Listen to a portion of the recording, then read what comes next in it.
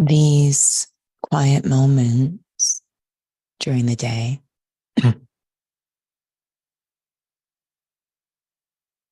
when I become still, introverted, and feel very aware,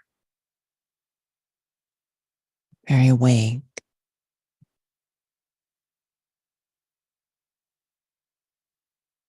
These moments feel like the most real moments in the day.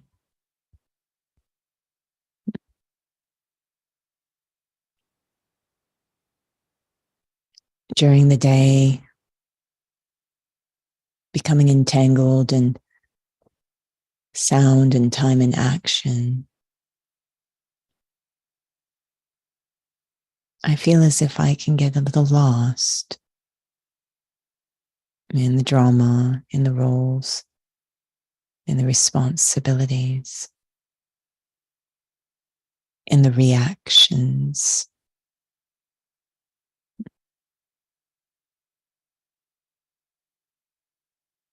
Feeling I become almost two-dimensional, just an image playing a part.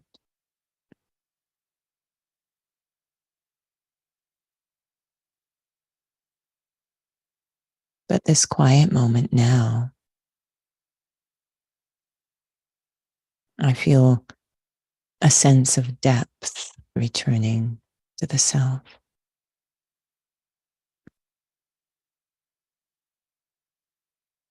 A reconnection with what really matters, the big picture.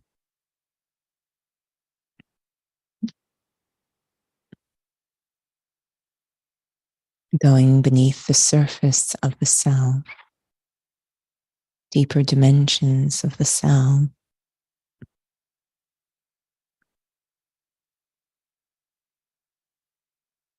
and feeling the depth of stillness within the self.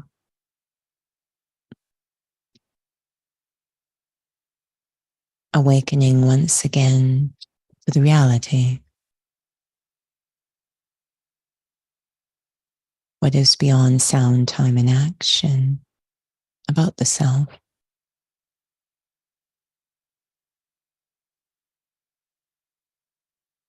That I am a soul,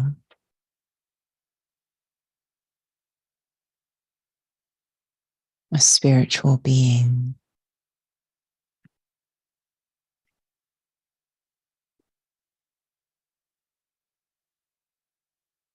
far more than just the image, the physical body, far more than the roles and responsibilities and even the reactions. There's much more depth to me, the soul.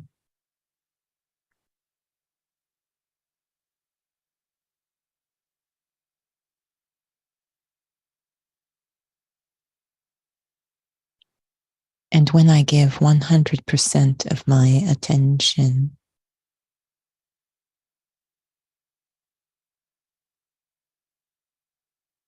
to experiencing myself as a soul, there starts to come those waves of peace, of lightness, contentment, freedom, and even love.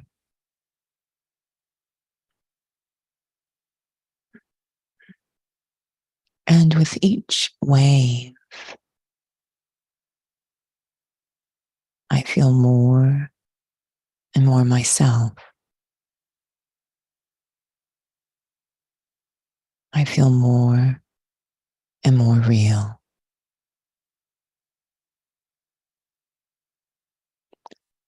Om Shanti.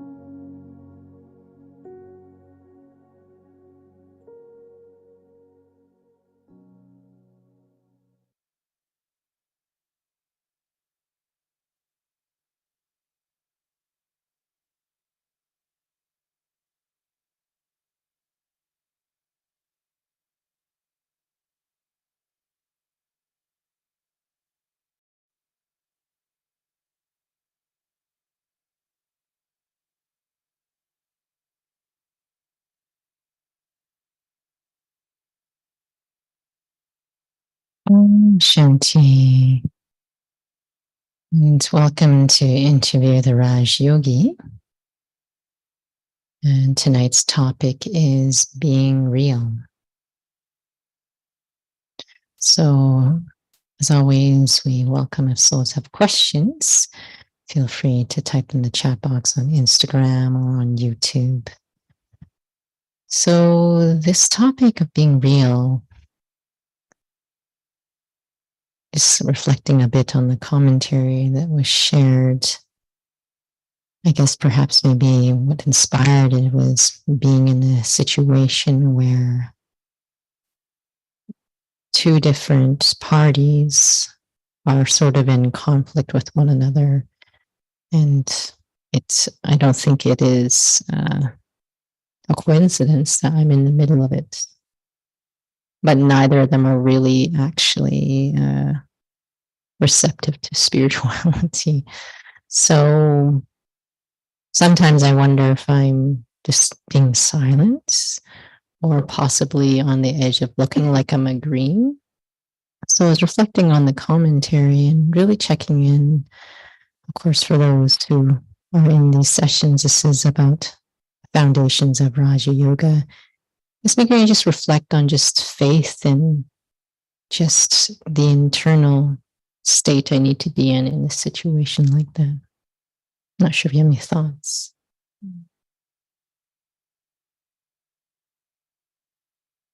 I had a conversation with a soul today, and it wasn't so much about conflict, but maybe more decision making. And again, it was looking at, if you will, what operating system is most effective in these different scenarios.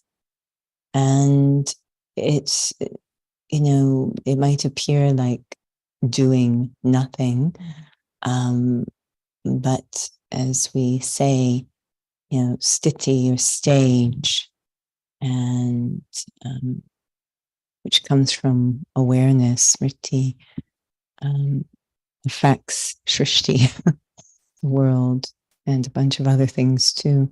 So it is doing something, this sort of incognito effort. I know that very often it's said that to say nothing is implied agreement. So it's not that we can't say anything. Of course, we can say things, but we're looking at the state we're in as we are participating in these scenarios. That stage will both guide me in what is best to share and when, and it will also, that stage will also ensure that there is empowering or uplifting vibration being contributed. So we can say things, but they will only really be useful if that stage, it's the stage behind the words that's really important. It's interesting because when you were just mentioning uplifting vibrations, because sometimes I find not even, I know it might sound strange, but uplifting words, because it may seem quite superficial to some in that sense. But I know that, just through these years of being the study and hearing questions and really appreciate the thoughts and answers you share because of being in that certain stage within yourself. I've always been cognizant it's not sort of like a textbook, what am I supposed to say in this situation? But it really was lending to, sometimes I would even feel I'm not necessarily even saying nothing, but even if what I'm saying is really, either way, it seems like, on a surface, I can see then this is about being real. Feels like it's a power that's required, but again, seems like something might not be very visible that's happening on the surface. Yeah, I think every soul is very sensitive to the vibration of something. So they can feel if someone's saying something to them, and if there's sincerity, that feeling of sincerity or authenticity. We use the word reality or purity or spirituality, but it's really the same thing.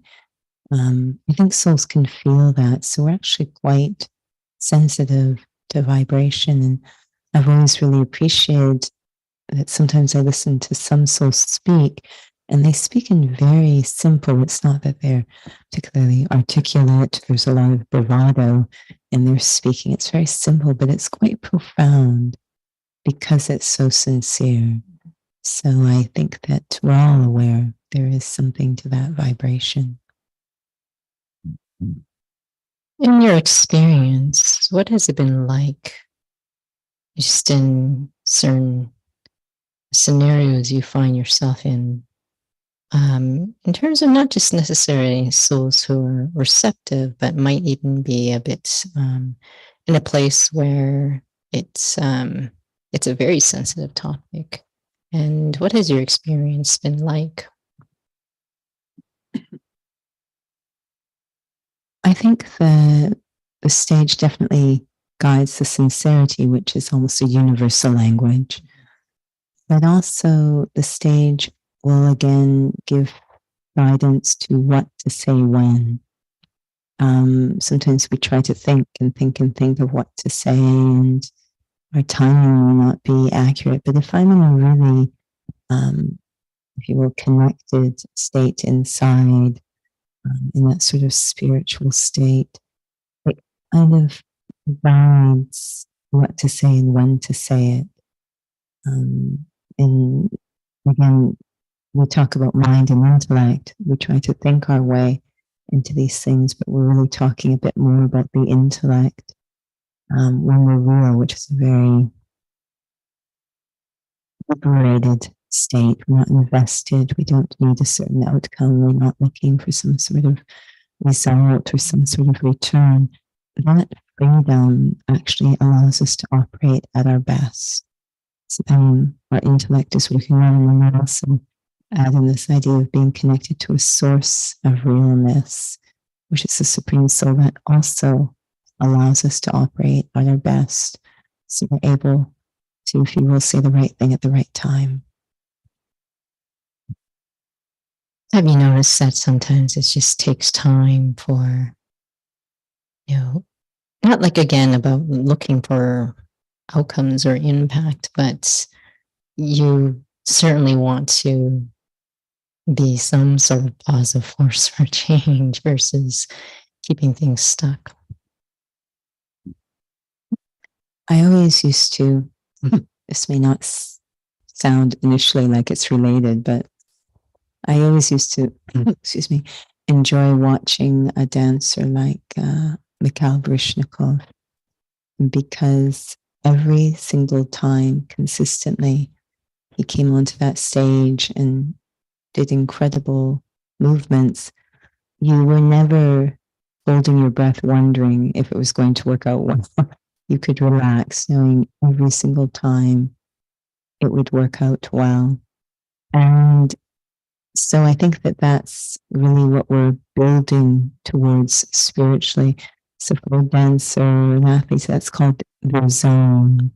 And when you're in the zone, it just feels like everything's flowing beautifully.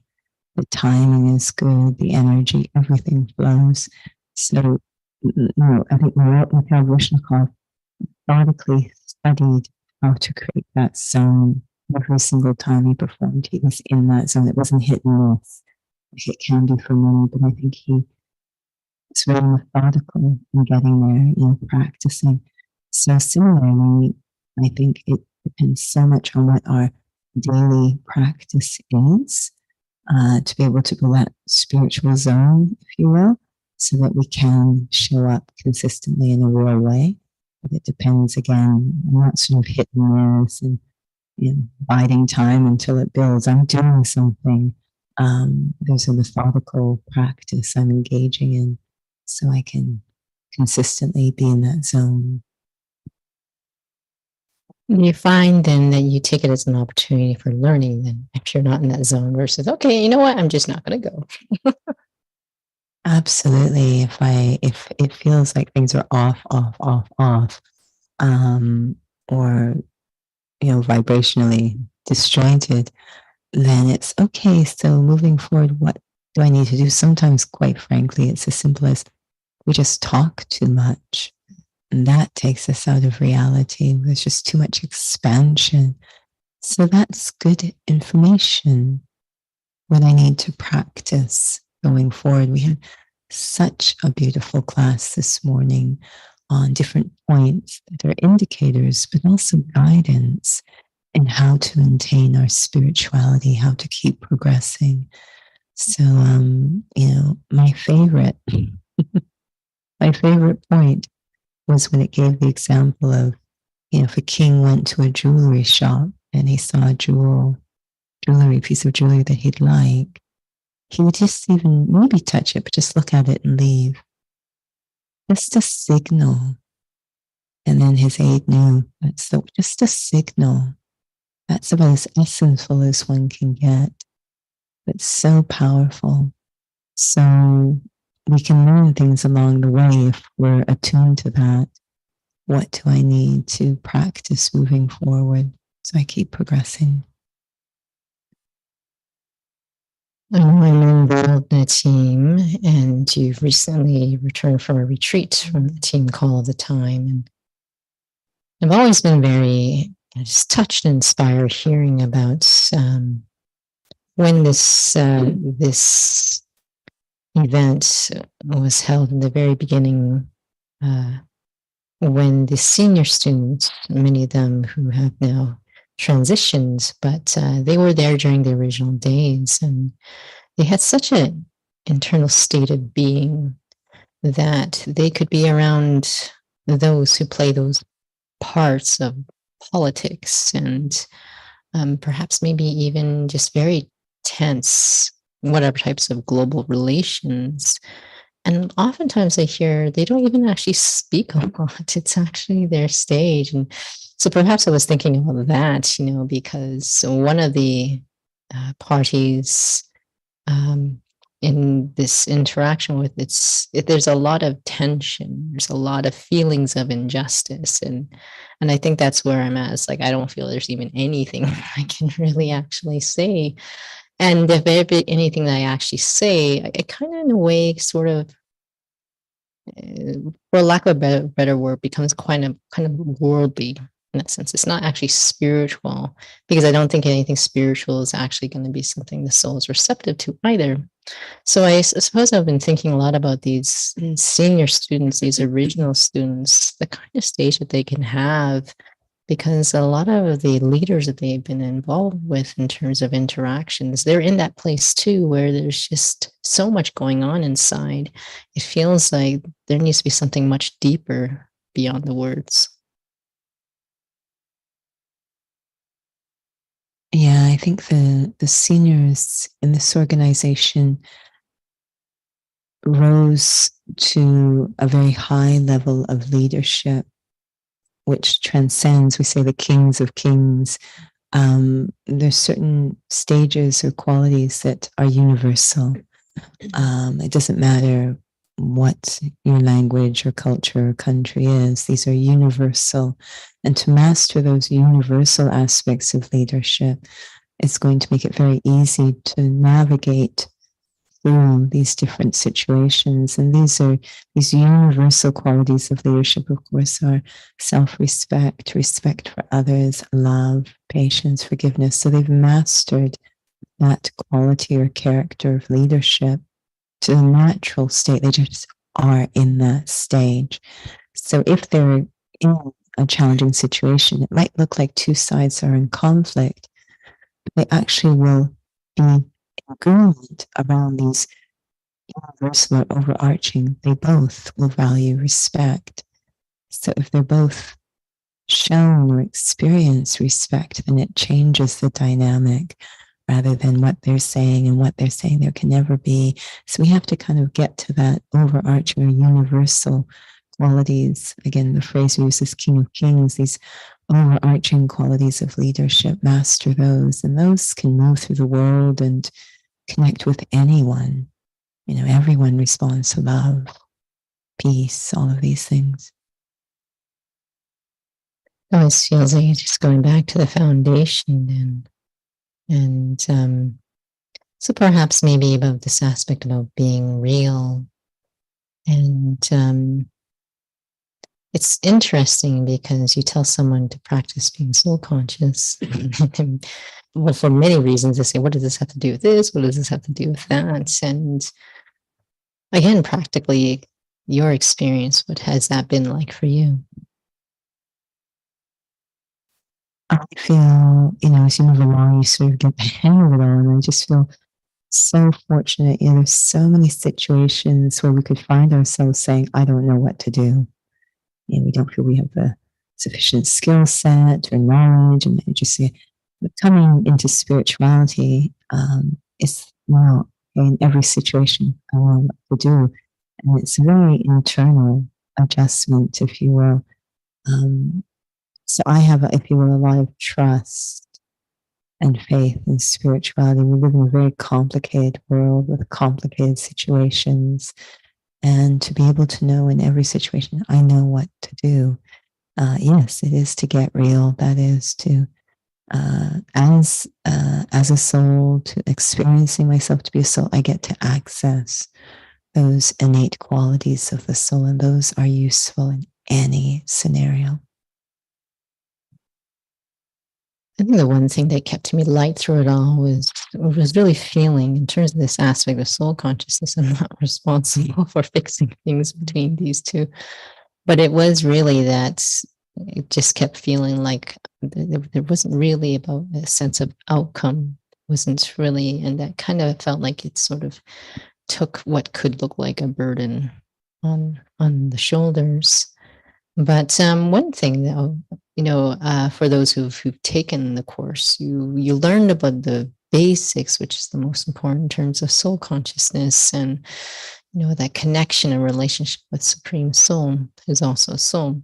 And then there's a lot of other pieces you learn about karma and so forth. What has your experience been like when the feeling of being a soul isn't so strong, and you're trying to use some of these other details to try to help you navigate through life or through your day?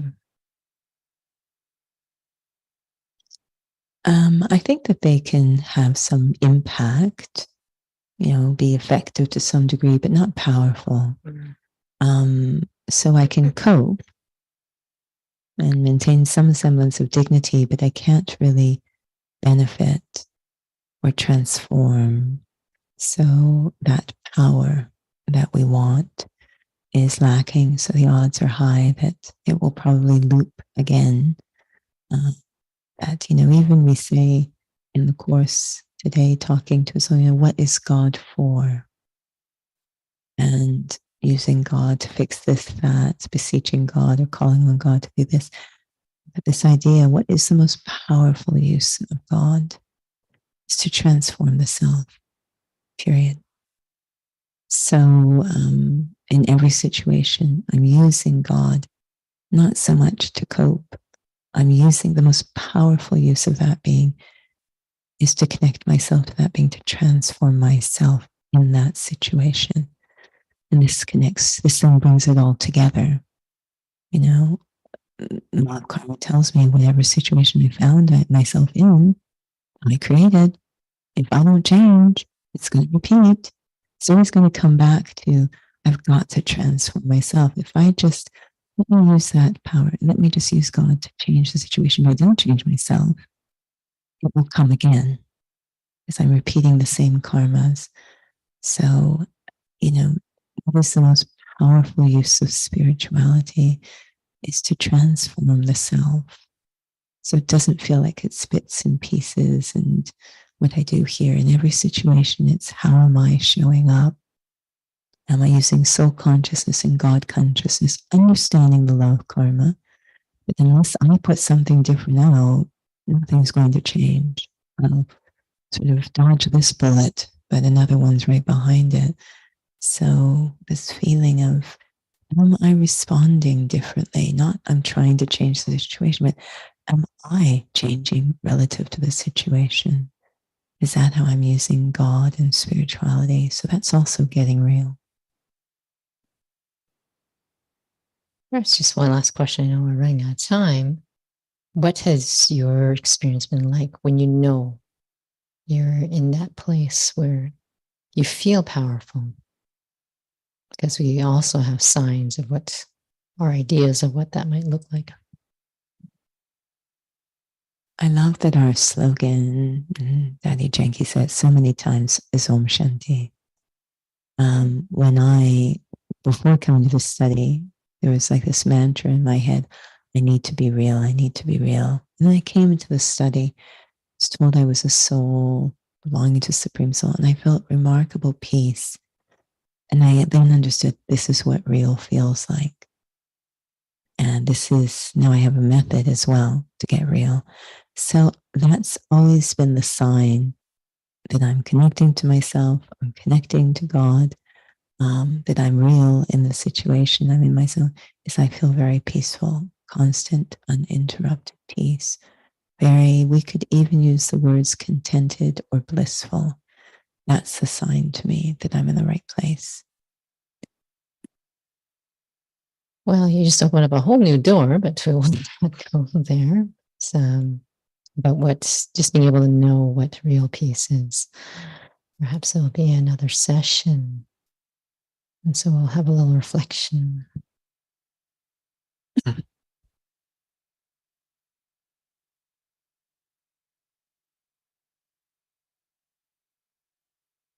So much during the day,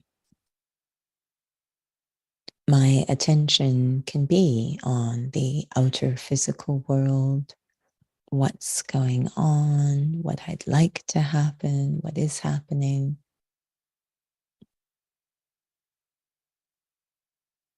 And in doing that, I might be neglecting the most important thing in quality of life, which is the self. It is possible that the most effective way to navigate through the day, to experience a good day, is not so much to focus outwards on what's going on and how to control what's going on, but to focus inward. What stage or state am I in? Am I connected to that stage of peace, that awareness of being a soul, that second of checking inside, just 1 second, can change the trajectory of my entire day. Going inwards to make my expression outwards more real, that is, of higher quality. Om Shanti.